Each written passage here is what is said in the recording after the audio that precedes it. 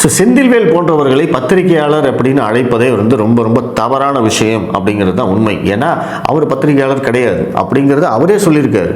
அவர் என்ன சொல்லியிருக்காரு அப்படிங்கிறத நீங்க வேணா பாருங்க. இந்த மாதிரி கலைஞரை பாராட்டக்கூடியவர்களுக்கெல்லாம் ஒரு பேர் திமுக சொம்பு அப்படின்னு. நான் அப்படி என்ற சொல்றவங்க சொல்லுவேன், என்னெல்லாம் சொல்றதா இருந்தா திமுக சொம்புன்னு சொல்லாத, திமுக அண்டான்னு சொல்லு.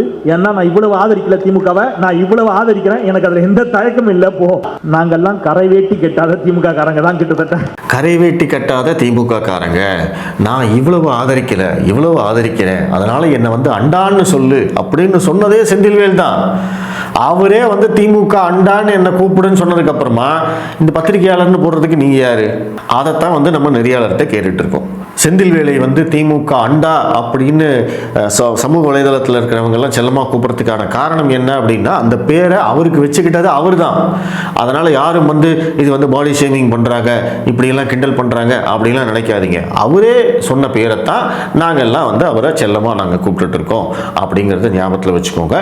அவரே தன்னை திமுக அண்டா என்று சொல்லிக் கொள்வதால் அவரை பத்திரிகையாளர் என்று அழைக்காமல் திமுக அண்டா செந்தில்வேல் என்று பெயர் போடும்படி மெயின் ஸ்ட்ரீம் மீடியா நிர்வாகங்களை தாழ்மையுடன் கேட்டுக்கொள்கிறேன்.